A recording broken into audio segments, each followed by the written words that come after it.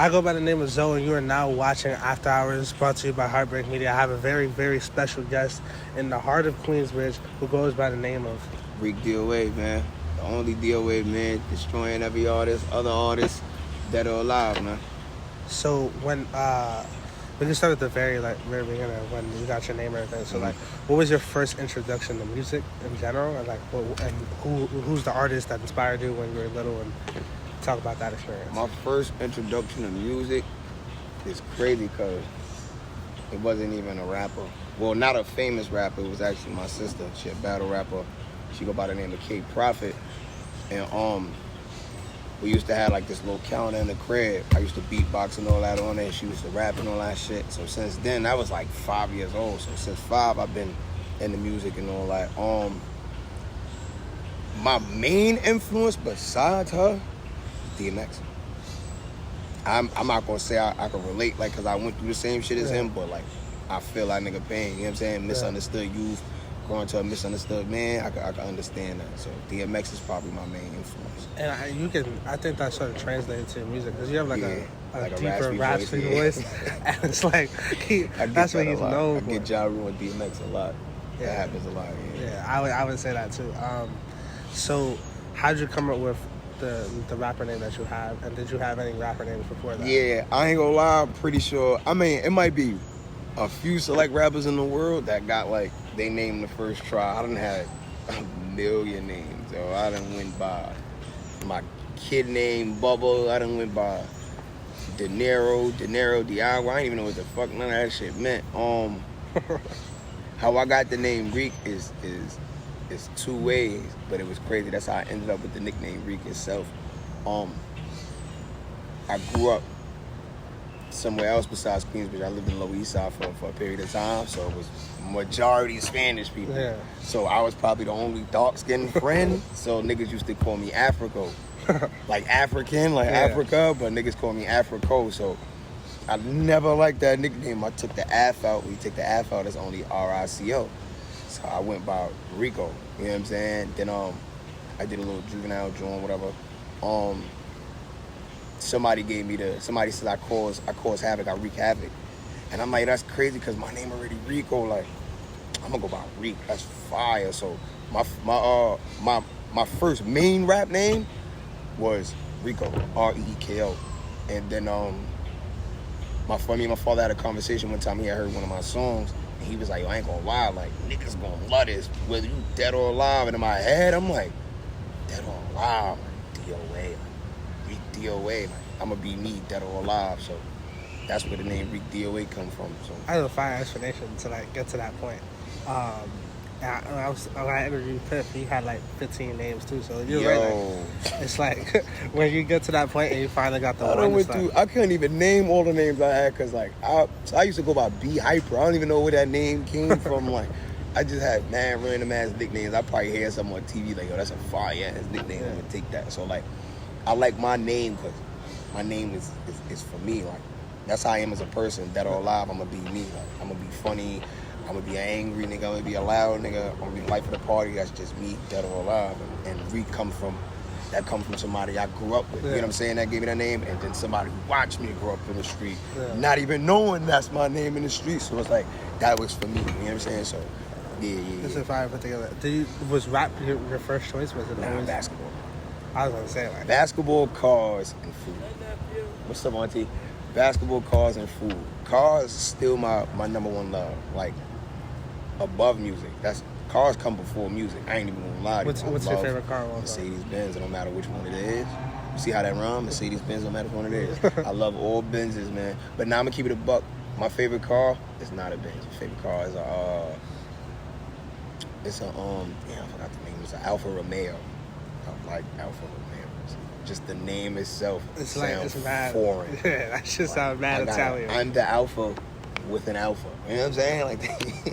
It's crazy. I never really got into cars. Cars was never my thing. And then, because I ain't gonna lie, like, it's crazy because they got, like, they intertwine, like, all that shit, like cars, fashion, music, all that shit intertwined. Like, so, it was, I'm not gonna say when I was a kid, it was one over the other. It was half-half because, like, I love music. My mom, what you gotta do on my birthday is food, music. I'm good.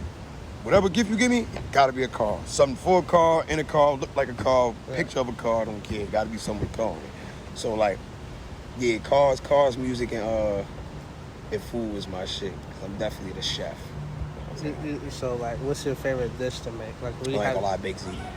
Baked ziti is fire. I love pasta. Nasty with the baked ziti. Not gonna leave. Pancakes too. Some people don't like pancakes. But pancake, I ain't gonna lie, you going with the recipe. I don't even know what I be doing when I make pancakes. I just put mad shit in it. Vanilla, fucking cinnamon, nutmeg. I don't even know what the fuck I'm doing. I just put shit in it. I just put mad shit in it. That's crazy.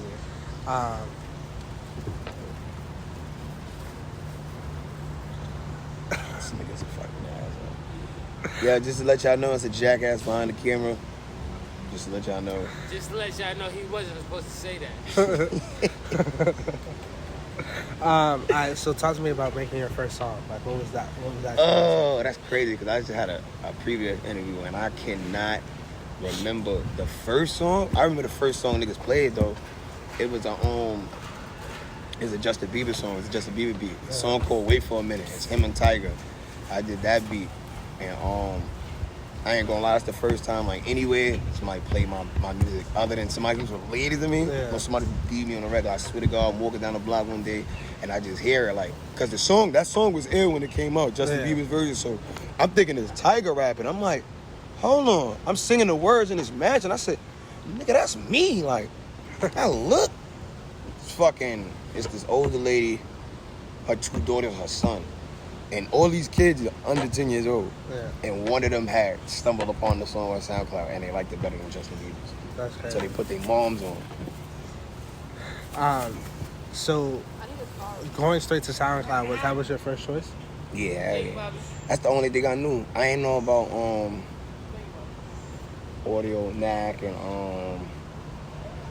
I forgot the name of the album joint. Like Spinrilla and shit like that. Spinrilla and all. Like, yeah, I wasn't into all that because I wasn't taking it serious at first because I knew I could rap, but like, I never really did it. I had to be like high or drunk to rap. What was like that moment where like either people embraced your rapping and it was like, I finally got to this point, or you were like, this is something I could do? When I shot a video for the remix to Hot Nigga, I did a Hot Nigga remix, and the whole hood came on side. This is, mind you, this is not in Queensbridge. Yeah. This is the Lower East Side. Yeah. The whole hood, old heads, young niggas, babies, children, women, everybody came out because they heard the song before I did the video. So when they seen me shooting the video, like this was like, I think this was my first like real music video too. It was my first view.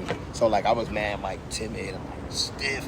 Old head niggas came over like, nah, well, this song is fire. Like, you fuck, you gotta go crazy. Niggas start throwing a hoodie over my head and all that shit. But when I did that Hot Nigga song, and I realized like how many people liked the song, wanted to be in the video, wanted to be around, then like even the next day, it's like, yo, why you ain't call me? Why I come be in the video? I know that song by heart. Like, that's when I realized, I ain't gonna lie, I could definitely take this shit serious. I'm bugging. I got it. I know what I'm doing. With Luke guidance, I could be something. You know what I'm saying? So that's 2014, 2013. So you've been doing this for quite a while. Yeah, I've been doing this for 10 years. Been doing this since I was 13 years old. I'll be 25 in fucking 40 days. The fact that you knew it was 40 days is crazy. Hell yeah. You're one of the niggas that definitely wait for their birthday. Hell yeah, man. But like the serious wise, I say mid 2021, I say 6 years since I got with Piff. You know what I'm saying? Since I got with Piff, it's been more serious. Like before 2015, it was where I was. It was, you know what I'm saying? But it wasn't hood. Yeah. So like when I came back to the hood and all that, and I got with Piff, I definitely started like. So speak on that relationship that you had with. Oh man, a lot of people don't know this. Me and Piff go back before Queensbridge. Like his mother and my mother was like, you know what I'm saying? We not me necessarily because I wasn't born yet, but my older sister and my older brother, and him and his older sister grew up in the same apartment. You know what I'm saying? So like we knew each other before they got here. But my grandma was already here. Yeah. We just didn't live here. Yeah. So my grandma was here for probably like 20, 30 years before they got here. Then he ended up moving to Queensbridge, him, his mom, and his sister, and they end up in the same building as my grandmother. That's crazy. On the second floor, we on the 6th floor, they on the second floor. So like, I knew Piff since I was born. You could like, you know how niggas be like, I knew that nigga since I was a big. Yeah. I knew that nigga since out the womb. The same building, same people, we be around, all that shit. So like, where did that relationship mature? With him, like, even when I was doing my little music thing on the Lower East Side, he was over here already. You know what I'm saying? Fresh Bread Cyphers, SSR, Luby Life, he used to be with something used to call, I think it was Higher Level. He used to be with a group called Higher Level or something like that. So I've been bumping Piff, watching them niggas blow up, because beside, you know, me growing up with him, like I said, my brother grew up with him too, so they were like this, like him shooting my brother, he major in them. So I come back to the hood 2015, you know, he doing his thing. I'm rapping. He knows I rap. He listened to my music. He told me one thing, and this is probably something, if you know Piff, I'm gonna say it to the camera. You mind if I say it to the if you know Piff, you're an artist anywhere, you talk to this nigga, and he say he gonna do a song with you, I'm pretty sure that nigga said, yo, do 5 decent songs, you get a feature from me. That's the first thing that nigga told me. We started talking about music, I'm like, yo, I need a feature. He like, look, I ain't gonna lie, yeah, you did your music and all that, but nobody in the hood knows. Do 5 songs. They don't even gotta be lit. Do 5 songs. If they real right, I bring you a song. I did those 5 songs. I dropped a tape called Don't Forget About Me. Your first tape? My first real official. Nah, it's actually not my first. My first tape was This Situation 1, but that was me playing around. My first serious tape, it was Don't Forget About Me. And after he heard the tape, he had called me and another artist named Kai Hound. You know what I'm saying? Free Dolce called another artist named Kai Hound, and told him he got a beat. He just wanted to do the hook. He want us to rap on it. Come to the studio. Call me at fucking 7, 8 o'clock in the morning. I pull up, and me, Kai, and Pip ended up doing a song, which turned into Slide. You know what I'm saying? Which turned into me getting a little, you know what I'm saying? Or I ain't even, so I never in my life, even after the songs I told you that that's people that's told the me, first song I heard that I was like, niggas was like, yo, like, I didn't know you could do that. I'm like, yeah, that's crazy, because I've been doing this shit for a bit. And that's the first time I said, and the crazy part is I told Piff, when I did the verse, that verse wasn't for that song. That was for a whole other song that somebody paid for a verse for. Yeah. And I'm like, fuck it. It's 8 in the morning. I'm not sitting here writing a verse on my phone. My eyes barely open. I'm going to rap this shit. And that shit came on fire. That was the first song. I was like, oh, shit, I didn't even know Reek. From there, it was, you know, we still going. But that shit was definitely productive. So that was like your big moment in Cleveland. That was definitely, like that was my first big, that's when people realized, oh, all right, this nigga can rap. Fuck, this nigga can rap. This nigga raps? Like, I ain't even know that. I thought this nigga just be outside. Like, yeah, that was definitely my first big moment. So speak on, like, how do you think you've grown? Like, you have to say, like, one thing has changed in your music. Trials and tribulations. The one thing that's consistent with time is change. You get what I'm saying? Yeah. No matter, it could be, that was fire. It could be 10 seconds. Like, look at that little kid. In 10 seconds, she's not even gonna be standing in the same spot. Right. The only thing that's consistent with time is change. So, like, I know, like, me now, I done lost more people, went through more shit, lost more money, you know what I'm saying, than I did when I was 14 years old, still living with my pops and my stepmom. You get what I'm saying? So, like, then I was rapping about fucking bitches and getting money, and now it was like, I done been through pain, like genuine pain, like music. Even though I lost my mom before that time, even that wasn't really kicking into my music. You know what I'm saying? So, like, when I turned 17, and one of my close friends in the Lower East Side got killed. That was the first time I ever did like a sad song, like a whole memorial song. You know what I'm saying? And even then I realized, I'm like, I never wrote nothing like this before. Never wrote nothing like this. So I realized, and not even then did I realize growing up is gonna make me change. But then I had an idea, like, shit happens and changing perception.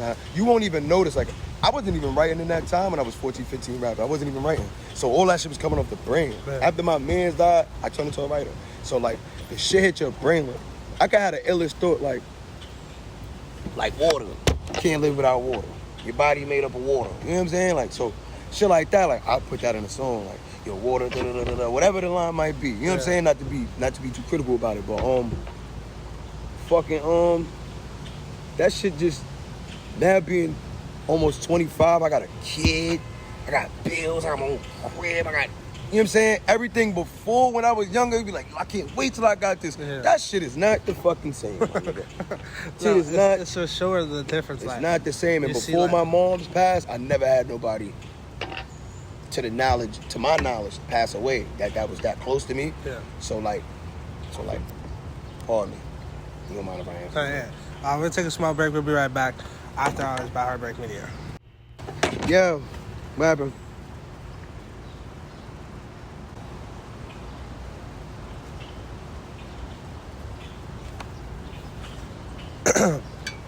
And we're back. Reek Doa is still in the building with us. After Hours brought to you by Heartbreak Media. So talk to me about now your writing process or the process in which you like record. Your recording process, like how does like a day in the life at the studio with you look? Yeah, me, like, I can't just go writing. Like, it's people that they know what beat they want to do, they know what they want to do with it. They'll go to the studio and write. I don't have that luxury of time to go to a studio, write a whole song, record it, get it mastered. I don't have that. So what I do is like, it's whatever mood I'm in. Cause there be days I could go a month without writing. Like, Yeah. that shit just won't come to me at all. Like I'll just sit there like, damn, like that shit suck. Like, then it'll be like, I could be outside one night, we bent and some funny shit happened, and it's like, no, that'd be fire in the song. Like they'll really laugh because this shit probably happened everywhere when niggas drunk. So I'll start the song with that, or I could be in the crib with a joint. I could just kill a bitch with some shit and be like, yo, like her pussy was fantastic, and now I start a. So like I don't really have like a writer process. It's just I got triggers. So it could be something going on at any point in time, and that shit just trigger me like, yo, I gotta write that down. Let me write that. I go back in the crib. I need a beat. So that first 2 lines I write that I got caught in my head, I'll go looking for a beat, or I go through beat packs that I got sent for me, and then like if the melody fit, it's on. Them 2 lines will turn into a whole 16. You know what I'm saying? Yeah. So in the studio though, when I'm in the studio, I need the mic muted. I don't want to hear myself in the background. I need some type of lighting. It can't be lights all the way on. It can't be lights all the way off. I need some LEDs, some type of color. I need something. I need to get me in a mood. I gotta get high. That's a must. That's a must. If I'm trying to knock down at least 4 or 5 songs that studio session, I'ma drink. But if I'm just knocking down maybe 2 or 3, I just get high, smoke a couple blunts. I don't like to go to the studio with a group. I don't give a fuck if I got $50 million, we them niggas in the world. 50 of us is not going to the studio. I'm not gonna get nothing done. I know me. You know what I'm saying? So I like to go to the studio with either by myself, with my blunts rolled already, or somebody to come with me so they can roll my blunts. Yo. But that's just about it. I don't really got a process, man. I just like to stick to my thoughts. That's pretty much it. So that's interesting though, because like a lot of like people like they feel like they need that like surrounding people to like really like influence their music. So it's really interesting to think like you'd rather be like by yourself. Just focus. I'll get more done. Cause do you like, and we see now like you being more on social media. Do you think that like you growing up as like the class clown has affected like your social media antics, like the way you just like you? And I feel like people have this perception of people that are like in gangs or from the hood, like they're like just some serious murderers, and they just like. But you break that image. You and Piff play around a lot, and like you'll dance or like you'll like make fun of the crackheads or whatever. I ain't gonna lie. Like that's just us being us. No cameras. That's us. No music. That's us. Like that shit not even like. That shit just be happening. I don't be like, yo, Piff, turn the camera on. He'll be like, yo, turn the camera on. We just be wailing. The camera be there. So it's like, that's just how niggas is, man. You know, like, you gotta smile sometimes, bro. Like, niggas done been through a lot. I know what he been through. He know what I've been through. Even big bro Diddy that be in the videos with us. Niggas been through some niggas been through some shit. So, like, you gotta smile sometimes. Because I seen somebody comment on one of those videos like, yo, niggas don't dance if they not happy. Yeah. You'll never see an angry nigga in the club dancing. Facts. You get what I'm saying? So it's like, if you dance, you happy. So like, you can sit there and come around niggas and be like, oh, nah, I'm not in the mood. And because I do that shit every time. I be not in the mood, and the niggas throw music on, I start getting, you know what I'm saying? That shit bring the best out of a nigga, man. Yeah, hell yeah. That's crazy how that shit got birthed. That was just niggas being stupid in one day.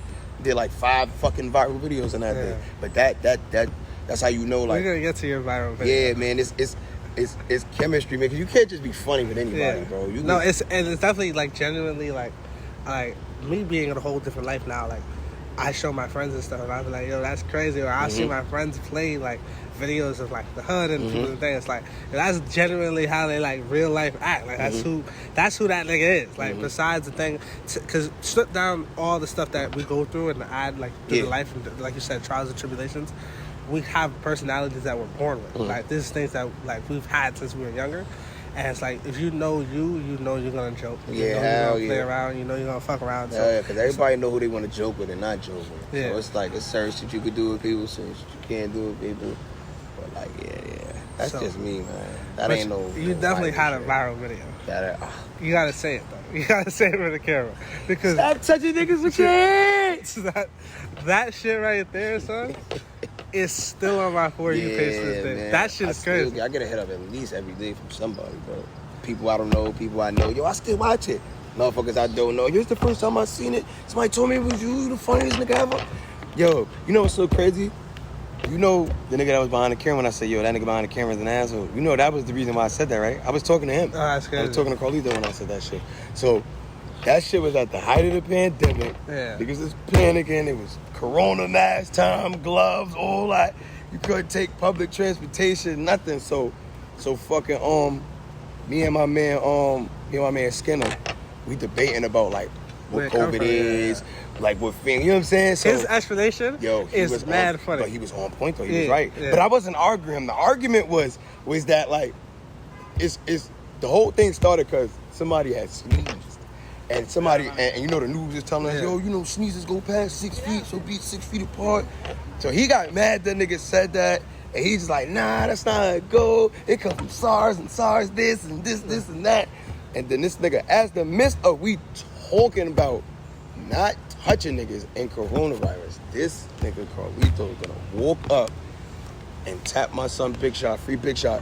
Tap my son Big Shot hand, yo, what's good? And I caught it out the peripheral of my fucking vision.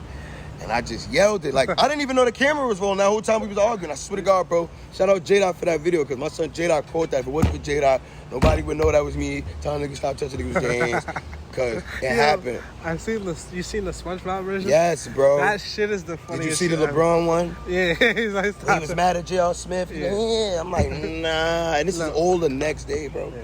Like, when he did that shit and I seen the video, I'm like, nah, we was laughing like, oh, nah, that's mad funny. But you never thought of that. Dad never thought that was going to happen, bro. Cameron, fucking Eric Sermon, World Star, everybody shit that shit. I was not expecting that shit, bro. That was crazy, bro. That shit was crazy. I'm not gonna lie, that was a moment. My roommate, I'm in the room, and this is why, like, we was just talking about the interview because it got pushed back. And I'm like, damn, I'm about to interview somebody, and then all I hear is, stop touching niggas with your hands. And I'm like, yo, that's crazy. Because I'm like, that's the nigga I'm interviewing. Before we do the interviews, we always prep.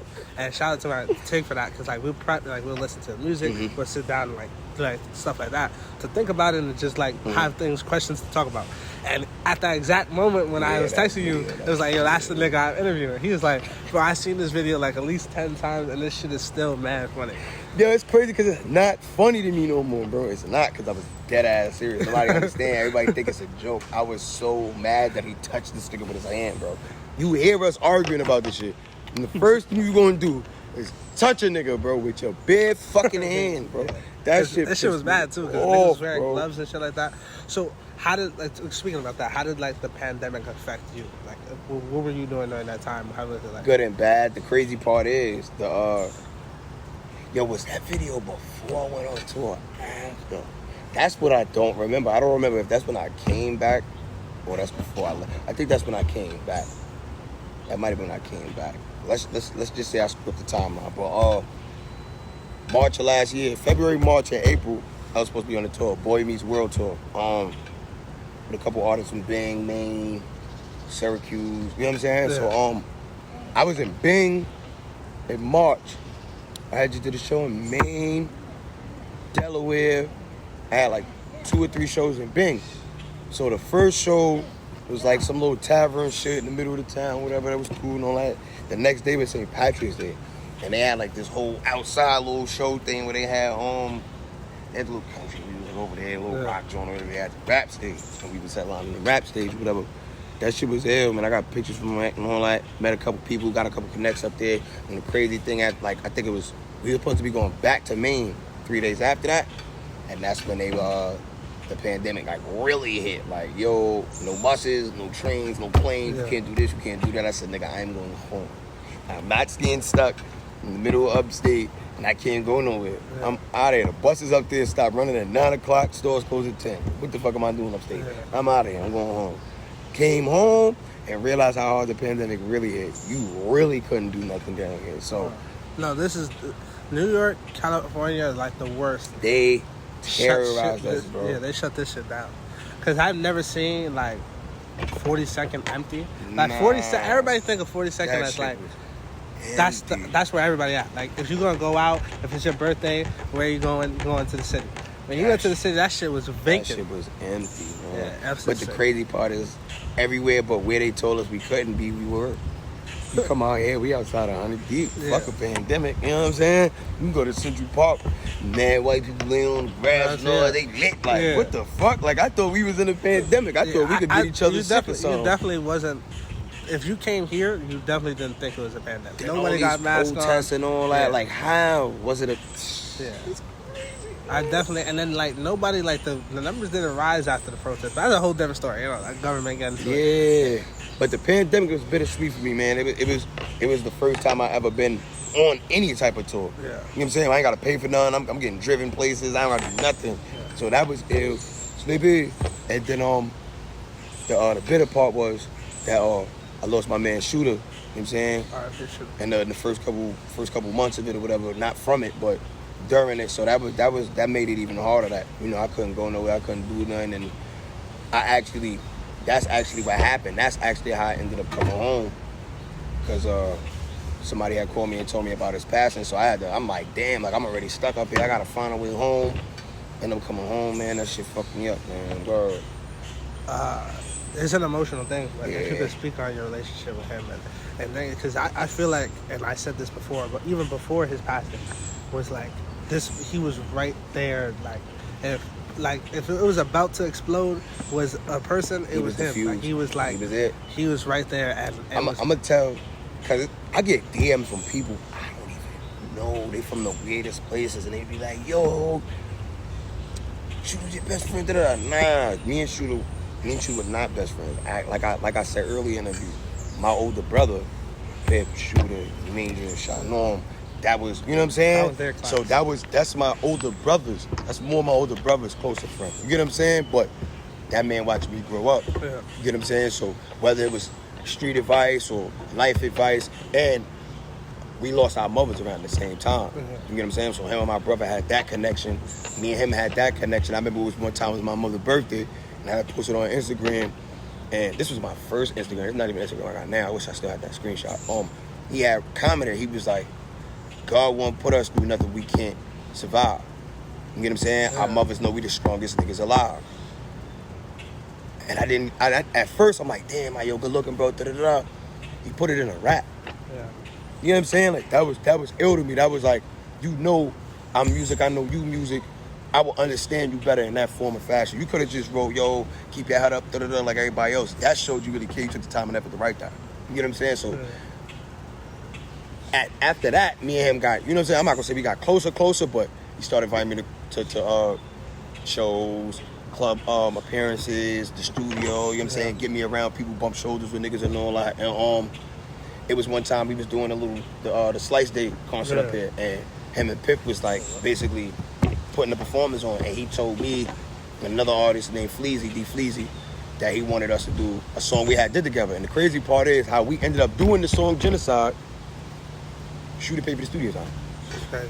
Paid for studio time, finished what he had to do in less time than the studio time was, and just invited mad niggas to CNC. Shout out Ag, shout out Todd Brown. Invited niggas to CNC, and we finished. Me and him did. He let everybody do a song. Me and DT did a song. Crown and Big Shot did a song. Drano did a song. Everybody did a song.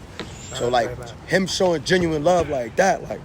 Niggas don't gotta do that, bro. Niggas could get their little bag, spin off, come get who they want. That nigga came to get everybody. He ain't leave nobody out of nothing. And that's I think like the biggest difference in like talking about his character is because like a lot of people like as much as like people like look at Queensbridge as Nas, I never seen Nas. Like I never like seen Nas on the block. Like I'm saying, like as much people say, like I like see it. It's like when Drake goes back to Toronto, people in Toronto it's a known thing that Drake just walks is around. here. Yo, Drake is here. Yo. Yeah, like I'm saying. So like, growing up, seeing Shooter just walk, seeing Chef La, seeing the people that like I used to watch these cyphers. That's crazy. Did not see that. That's our thing though, cause like Nas is from here, but that's not all our era. Yeah. So he could come back. You know what I'm saying? He don't gotta come back. He can come back. He don't gotta come back. It was different for Shooter because it was like he didn't look at himself like he was famous, bro. Yeah. You know what I'm saying? Not to say Nas of like think he did. You know what I'm saying? But Shooter didn't look at himself as famous. He looked at it as like, this is a way for all of us to spin the fuck off. If I'm gonna be on camera, you gonna be on camera. If I'm going Puerto Rico, you going to Puerto Rico. You know what I'm saying? That was big when he took Piff to Puerto Rico. I don't think Piff ever been to fucking Puerto Rico. You know what I'm saying? He didn't have to do that. You know what I'm saying? It's just small shit he did. And even before he passed, this is what crushed me the most, is that before he passed, he had made a group chat with a couple artists from the hood. It was me, GQ, Heavy Cash, Piff, a couple other artists, Kev Dollars, and he put this big studio session together for us to make one song. You know what I'm saying? For the hood. Like, yo, listen, I don't know who I'm missing. Make sure y'all put whoever missing in the chat. I'm gonna book a couple studio sessions. We're gonna try to get this song done or a couple songs done. And this is before he passed, bro. Yeah. Like, I still got the DMs, like, you know what I'm saying? So just to see, like you said, niggas get the perception that hood niggas is just gang members and angry niggas, bro. Yeah, he might have looked crazy and tough and gangster. That nigga had a heart of gold, man. Never left nobody out of nothing. That's like the biggest message of the day is like, and that you take from it all is like it could be anybody. Mm-hmm. Like I remember like a lot of people like I seen people like I was like, damn, you know who he is? Like, cause it felt like it like Davey said it best, like the whole hood cried when he died. It felt like this was like this is something we need to more about. Anybody that's not from here, like I don't know why y'all but it's like to see how much people loved him was a crazy ass like experience. Motherfuckers coming from Europe. Look, see, that's how true it is. Look, that's man. Crazy. We're gonna take a small break with me right now. Oh man. That's crazy. I have napkins in my pocket. You do? Yeah. I might need hand sanitizer too. Shit. That's crazy.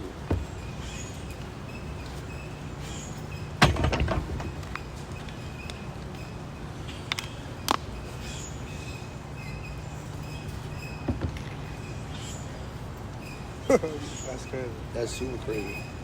Send me all the money. Fuck it. Reek Doa still in the building with us. This is After Hours, brought to you by Heartbreak Media. So what are you excited about next? Like, you had, like, first, I want to specifically talk about Outside. Do you think, to date, that's your biggest record? Yeah. So tell me about how that came along and like, what like, because that's a very emotional record. So it's like, tell me about how that came along and just, like, the story behind it. It's crazy because that might have been one of the quickest songs I ever did. But it was definitely the heart. I was shooting a video with Backwood Q. Shout out to Backwood Q. Get with my man, he good. I was shooting a video with him. I was doing Drip featuring Cal. Shout out Cal. We was shooting that video and we finished quicker than we thought we would. So we sitting over there drinking, we smoking, we barbecuing and shit. My son Cal, like, I ain't gonna lie, I got this beat upstairs, I already put the hook on it, shit fire. Like, all I need you to do is 2 verses. Mind you, before we go up there, I still didn't hear it, so I don't know what it sounds like. I'm like, whatever, cool, we gonna do it. We go upstairs, whatever, he plays the shit. As soon as I hear I said, nah, I don't even need to hear the beat drop. Let's the hook play. He already had the hook on the song. He's singing Outside. The crazy part is, the way he was singing the song, if you really listen, it sounds like I'm trying to sing it to a female at first. Yeah. Because I'm thinking when he's saying I be outside, I'm bent when I'm doing the song. So I'm thinking he talking to a bitch like, yo, I be outside. Like, fuck this, I'm out. So when I freestyled that song, I didn't write it. It was one take through the whole thing. Okay. Like, the hooks was already on, and all I had to do was my verse. I did the first verse, yo, let it keep playing. Did the second verse, song done. No 2 takes, none of that. It was 1 take. So whenever I start rapping, in my head, like after the first line, after I said, rest in peace the shooter, one shot to the medulla, boy, I do ya. In my head, as quick as I can, I said, I gotta keep it going, I can't stop. One shot and on the scooter, yeah. And I be outside with it. Cause Queensbridge, nigga, where I reside with it, is I be, you know what I'm saying? So I'm like, damn, like, the second verse, I gotta go crazy. And this is all me thinking in my head as the beat's still playing, getting ready for me to rap. Yeah. So I'm like, yo, what the fuck can I say? Like, in my eyes, little nigga, me outside. In my eyes, little nigga, you was not outside. Like, in my head, and like, yo, that shit was crazy, man. Outside was crazy because I was so drunk, but I was so sad as fuck when I was doing that song, bro. Then the crazy part about Outside, a lot of people don't know, I shot Outside and Drip in the same fucking day. Same day. I did Drip on Fly Guy Burning, and then we recorded the song right after. This is probably 30 minutes after we recorded the song, because it's done. He like, yo, call back with Q. Call back with, yo, where you at? You left yet? He like, nah, I'm just about to leave. I said, nah, we were another one. He like, send it to me. I said, nah, just pull up. I just did it. I'm gonna play it on the speaker. He like, all right. So we met back with Q on Club Vernon with a couple other artists, Fetty, Old Block, and back with Rico. Met them on that block or whatever. Played a song. It's a couple females in front of their building. I played a song. I didn't even start rapping yet. They like, yo, Rico, who that? Yo, what's that? That song is fire. It's the first 30 seconds. It's not even my verse. It's just the singing part. I'm like, yo, we just did this shit like 10 minutes ago. We about to shoot it right now. All them niggas like, I'm in this. Wow, this shit is fire. I ended up there, the basketball court. At that time, it was still hot. So we ended up walking through Bompton. It's crazy because there's people that still walk up to me like, yo, damn, like, why you ain't call me for that video? I wanted to be in that. Because, nigga, I didn't know I was going to shoot that. I didn't know I was going to record that. Man. You know what I'm saying? So just to see where it's gone since then, you know what I'm saying? Because at first, like, nobody really heard it. Then when people heard it, didn't know it was me. Then when they found out it was me, didn't know it was Cap. Now they know it's us, and now you hear it in people's fucking windows when you walk by in the morning. So that should be cracking my skull till this day. But the biggest plus I got out of that song is not the views, it's not the streams, it's not how many people listen to my shit. It's the fact that his family gave me the thumbs up. You get what I'm saying? Like, anybody can make a song for somebody, and it's all love. You get what I'm saying? Ain't no critique. Yeah. The family appreciated it. You get what I'm saying? And that made it all more worthwhile because I had to let them know. If they didn't know, if I didn't tell you, Toya or Mela Meach, that song, I freestyled it. I didn't write it. That shit was from the heart, one take. I meant every word I said in that shit. So just for them to know that, or just knowing that, gives me peace of mind. You know what I'm saying? Because I really meant everything I said. It wasn't only just him. It was also a little sis that passed away. Her name is Lele. Yeah.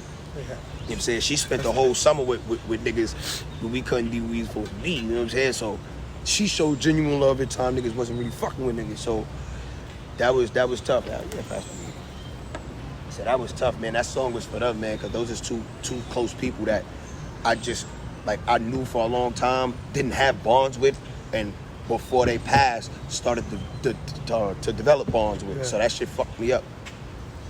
That's crazy. You have a son now. Yeah. How has that changed your fatherhood? Changed your what it's like? Yo. And how do you manage that and manage your career at the same time? Yo, I know, I ain't gonna lie, I never had a like, fuck you, I don't give a fuck mentality. Never in my life. Like, it have been like situations, I'm like, fuck that. But like, how that nigga changed me is like, it used to be days like, you know how they be like, yo, niggas spend their glass on weed and be hungry. Like, I was one of them niggas. The fuck? I ain't got no bills to pay. I got nothing to do with this, bruh. I could just trap, smoke, eat. You know what I'm saying? Like, but, you know what I'm saying? I was just one of them niggas that spend money on dumb shit. When my son was born, I really realized, like, there's somebody with my genes, my DNA, the way I think, the way I act, that's gonna be here still. You know what I'm saying? And in order for him to still be here when I'm gone, I gotta give him the tools to not even just to survive, because surviving is just getting by. Surviving is just getting by. To succeed, because you gotta excel, you gotta get past. It's like, one thing about my son is like, I don't bring him out here much. He don't come to Queensbridge much. You know what You could see 1,000 pictures of me with him in the park or whatever. I don't bring him out here much, and if I do, be in the crib, because I don't want to expose him to what I've been exposed to. Because my pops did. Not to say it was bad, but you got to know where you come from, but not fall into it. You get what I'm saying? Because it's like, I remember I was watching the interview one day on YouTube. Let me get a light, Rich. I was watching the interview one day on YouTube, and the nigga was like, yo, we like crabs in a barrel. Like, that one crab get out the barrel, and like, you supposed to knock the barrel over so everybody could crawl the fuck out, not climb back in. Yeah. You know what I'm saying? So that's all that is. I know that nigga changed my mentality to something crazy, bro. Just the small things like that. Like, yo, let me go buy Bubba this. No, I'm wailing. I got $60. Let me go get this diaper. Let me go get these diapers, this infant, these wipes. Now I'm down to fucking $4. Like, you know what I'm saying? I'ma eat. I ain't gonna buy no weed for $4. Let me eat now. You know what I'm saying? So like, hell yeah, man. Just to see like you don't got no kids yet, right? Like, just to see, like, Drake said it the best. Like, you won't understand till you looking at your seed. Like, when I seen that nigga out of eye, I realized, like, there's more to Earth than me. Yeah. It's more to Earth than just him. Yeah. Just him. You know what I'm saying? It's past me and my son. Like, you gotta, in order for him to succeed, I gotta succeed. In order for his offspring and his offspring and their offspring and their you gotta start somewhere. You get what I'm saying? So you just gotta set the right trends, man. That's it. And I got niggas like Ant Live and Piff, my pops, my brother, you know, niggas over me that have been doing this shit longer than me to show me the ropes. You get what I'm saying? So yeah, I ain't gonna lie, my son definitely fucked my whole life up in a great way. I love it. It's like what you mentioned about the crabs and the barrel mentality. It's like people. Oh, fam, what's going on? It takes that for people to understand. Like, it takes something for people to understand that that's really the way we live. Like, outside of they think there's nothing outside of these blocks. There's nothing outside of these blocks. And to realize that you have something more to live for. That life is not just. Bless you, King. It's not just like doing the same shit every day, be on the block every day, that's not the same. That's not life. Like, there's more to it than that. And then you realize like that, and it's a great thing that you're like, that your son became that blessing for you. You realize it sooner rather than later. It made me more happy because it made my pops happy. Like, my pops got mad granddaughters. I think it was the first 2 or the first 3. First 2 kids was granddaughters. That nigga was itching for a boy. Yeah. He see my son for the first time, that nigga did not want to give him back, man. So just to see that my son bring happiness to the people I love, you know what I'm saying? Other than me, that's the greatest thing right there. The greatest thing in the world. Just to know that you're gonna make people smile, and I don't gotta be there. So, what's next for you? What are you excited about? I know you dropped the song today. Yeah, I definitely just dropped the song today. Cry No More. I used the same sample, but not the same beat as Shooter. One of these old days. Yeah. You know what I'm saying? And it's an homage to him and Lay again. Something like basically like Oside, but I'm like outside, but a little more in depth with my story and what's going on in my life now, and opposed to what's going on back then. I also just dropped an EP called Free the Dolce for the guys, man. Free Kahound, free Big Shot, free Banger, free Jada, that's my boy. Free Flex, my boy. Oh man, Free Flex, man. Well, I dropped that just to show my appreciation for my niggas.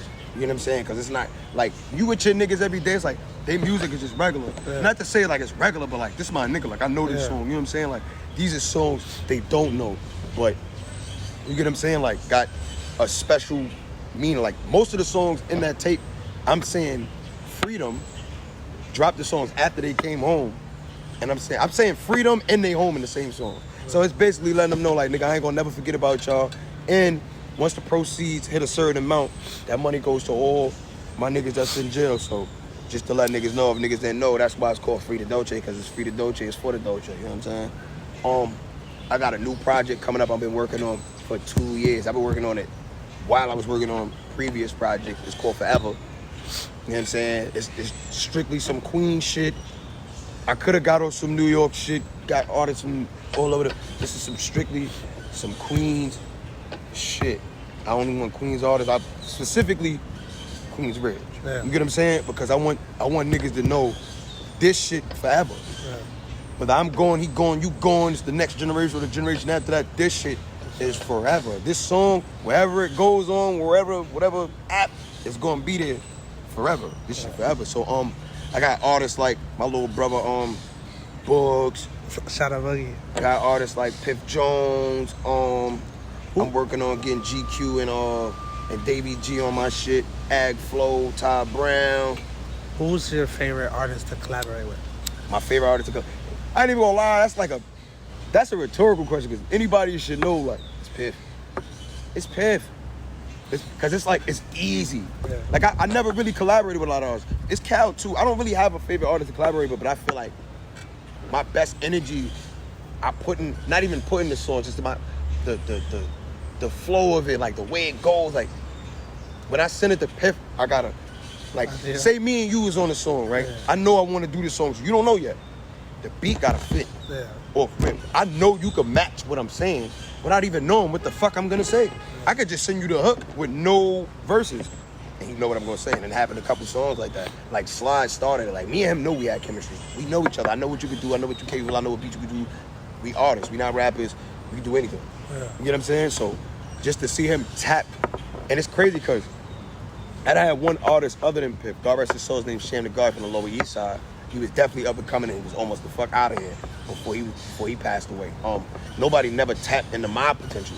I never tapped in my potential. You know what I'm saying? So just for him to do that, he knows that, yeah, we could do something. You know what I'm saying? So like me and Pip got a couple songs, and like every time it gets better and better and better and better. You know what I'm saying? You and Pip need your own show.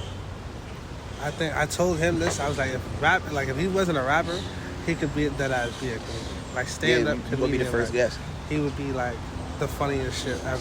He would be the first guest. I promise you. Because that whole shit, like the fact that you're like, I shit is a lot about myself. Is like we'll do something shit like it's just stupid shit, and it'll like catch on, and it'll just become a thing. Now people are just doing it. The fact that like we went to Loopy Fest, which was a great event by the way, is that and then people were like just calling for you to do the little and they just know that's the thing y'all do, like that's crazy. And then people bro. Even in like I was like, damn, I wouldn't think that like they would know what that is. The housing workers woke up to me, yo, I saw you on Piff. I said, nah, like, yo, you the funniest thing on Instagram, you be wearing, like, nah, man, like I said, then that's just us being us, my nigga. I don't even know how that video ever started. Somebody just played that song, and I lost my mind. And I was on FaceTime with somebody, too. That's why I went crazy. I didn't even know somebody was recording behind me. Yeah. I was doing all that dancing, the ballerina shit, because I was on FaceTime. The phone is on the car door. I'm doing that for the person on FaceTime. I'm turning around, this nigga recording. I'm like, oh, shit. That's crazy. It'd be the best moments like that. Hell yeah, oh God, man. Because I have camera crews follow me around or whatever, like to like the spots we go to, and nothing will ever happen. Like nothing exciting will happen. Be like a normal, like whatever we're trying to do. We'll turn the cameras off. 5 minutes into cameras being off, something crazy happens. Something mad funny happens. Something like, and it's unexpected. And those moments are like crazy, and they're like super like special and shit like that. But I appreciate you taking the time to do this interview. You Cry Now is out. Yeah. Out all platforms. Cry No More is out now. Free the Dolce is out now. I don't got no date for forever. Don't hit me up. I'm about to drop the single for it. I'm gonna give y'all something, hold y'all down, but that's not dropping in 2022, man. We gonna take that over, I promise you. So I appreciate you doing that. You already, man. Good looking, so. After Hours brought to you by Heartbreak Media. We'll see y'all next week.